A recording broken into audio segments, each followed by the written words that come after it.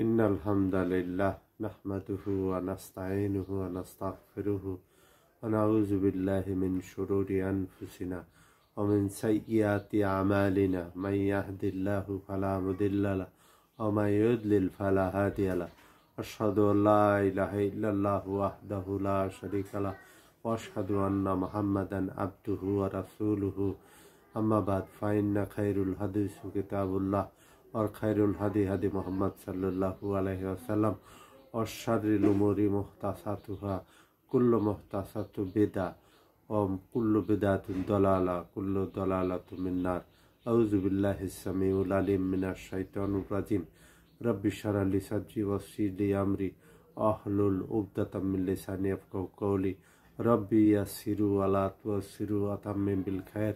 আলহামদুলিল্লাহ, আমরা গত পর্বে যে বিষয়গুলি আলোচনা করেছিলাম সেই বিষয় থেকেই আমরা শুরু করব ইনশাআল্লাহ। কোরআন যদি পড়া শুরু করা যায় তাহলে কিন্তু কোরআন বোর করে না, কারণ এক একটা রুকুতে এক একটা আয়াতে এক ধরনের ভিন্নতা নিয়ে আসে এবং এক ধরনের অ্যাট্রাকশন নিয়ে আসে। আমরা পড়ে মজা পাই না এই কারণেই যে আমরা অন্যান্য কিতাবের সাথে এই কিতাবের তুলনা করে থাকি, কিন্তু আসলে ডিভাইন কিতাব আর আমাদের কিতাব কিন্তু এক নয়। সুতরাং আমাদের কিতাবে চ্যাপ্টার থাকে এবং এমন কিছু আকর্ষণ থাকে, ঠিক কোরআনটা ভিন্ন টাইপের। কোরআনের ভিতরে আদেশ, উপদেশ এবং নিষেধ এই বিষয়গুলি লক্ষ্য করেই আল্লাহ পাক এই আমাদের জন্য, আর আমরা আমাদের দুনিয়ার যে কিতাবগুলি সেগুলি সিলেবাস ওয়াইজ বিভিন্নভাবে এগুলি সাজানো হয় এবং যদি কোনো সংস্কারের প্রয়োজন হয় সেটা এডিটিং করা হয়। আর এই কিতাবগুলি আমাদের সবচেয়ে বড় সমস্যা হলো সেটা হলো যে কোরআনে একটা আয়াত আছে যে গাধার পিঠে যদি কিতাবের বোঝা দেওয়া হয় তাহলে গাধা ওখান থেকে লাভ উঠাতে পারে না।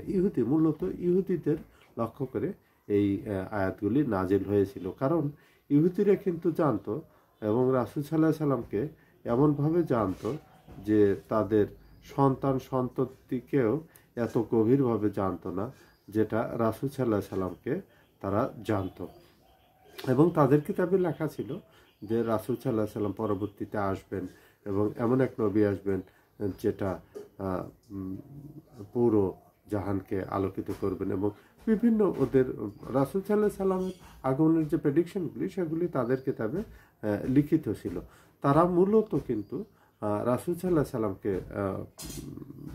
ডিনাই করেননি, তারা কিন্তু তাদের কিতাবকেও ডিনাই করেছেন। আসলে যারা অস্বীকার করে তারা কিন্তু শুধু একটাকেও অস্বীকার করে না, তারা সমস্তগুলোকেই অস্বীকার করে।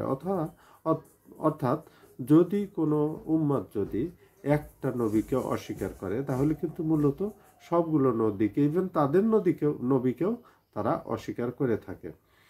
আরবিতে কিন্তু কিছু কিছু বিষয় লক্ষ্য করা যায়, যেমন এক বচন, বহু বচন আমাদের ভাষায়, আমাদের কিতাবে, আমাদের ডিকশনারিতে যেটা আমরা পাই, আরবিতে কিন্তু ওইরকম হয় না। আরবিতে এক বচন, দ্বিবচন এবং বহু বচন। রব্বুল মাশরিকাইন ও মাশরিকি, রব্বুল মাশরিকি ওয়াল মাগরিবি এক বচন, রব্বুল মাশারিকাইন ও রব্বুল মাগরিবাইন এটা হলো দ্বিবচন, এবং রব্বুল মাশারিকি ওয়াল রব্বুল মাগারিবি ওয়াল মাগারিবি এটা হলো বহুবচন। কোরআনে সবচেয়ে ছোট সূরা যেটা সেটা কিন্তু সূরা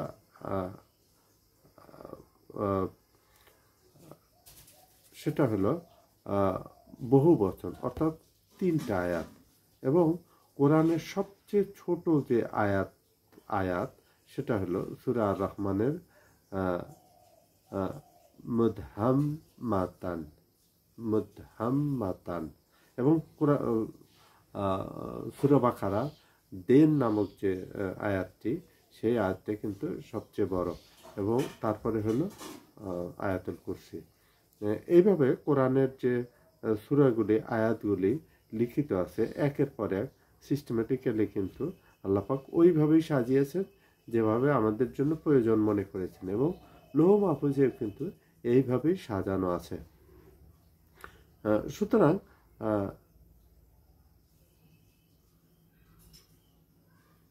কোরআনের যে স্টাইল, কোরআনের যে রিদমগুলি, সেগুলি আমরা এর আগেও আলোচনা করেছি, এবং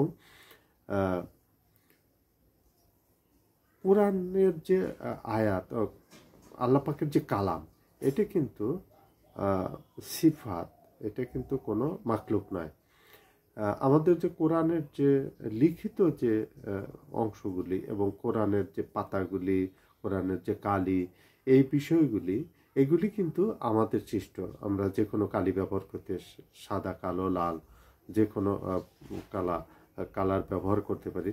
কারণ যদি লালের উপরে সাদা লেখা হয় তাহলে সেটা ফুটে ওঠে, অথবা কালোর উপরে সাদা লেখা হয়, ঠিক অনুরূপভাবে সাদার উপরে কালো যে কালি, সেটা ব্যবহার করতে, এগুলি কিন্তু মাকরুহ। এবং আমাদের যে মুছাফগুলি, পেপারগুলি, সেগুলি কিন্তু, এবং আমাদের যে অ্যান্ড্রয়েডের যে অ্যাপগুলি থাকে, সেগুলিও কিন্তু আমরা বানিয়েছি, আমরা সাজিয়েছি।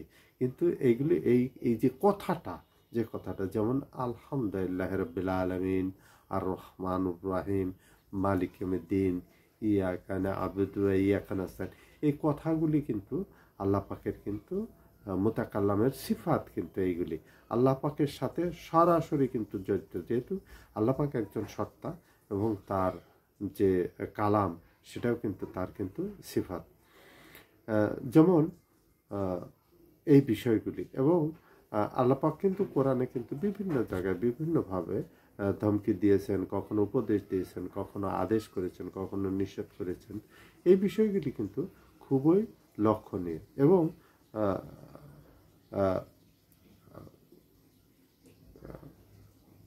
সূরা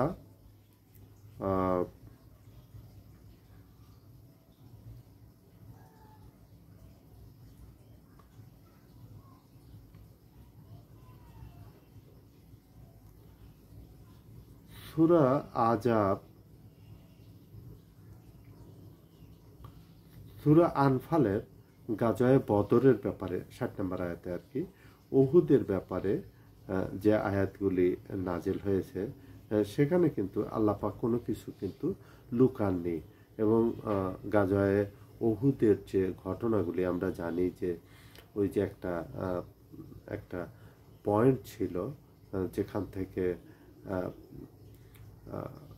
সাইফুল্লাহ, খালিদ বিন ওয়ালিদ রাদিয়াল্লাহু আনহু তখন ইসলাম গ্রহণ করেননি তিনি ওই বিষয়ে, এবং ওইখানে কিন্তু রাসূল সাল্লাল্লাহু আলাইহি সাল্লামের কিছু কথা ছিল, কিছু আদেশ ছিল। সাহাবারা কিন্তু ওই আদেশগুলি হালকাভাবে নিয়েছিল, এবং যার জন্য উহুদের নিশ্চিত বিজয় কিন্তু পরাজয়ের রূপ নিয়েছিল। সুতরাং এই যে কথাগুলি, এবং খন্দকের যুদ্ধে, অর্থাৎ সূরা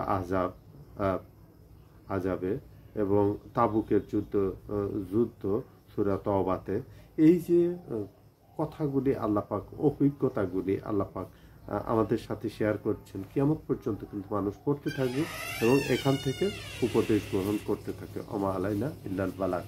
জাযাকাল্লাহু খাইরান।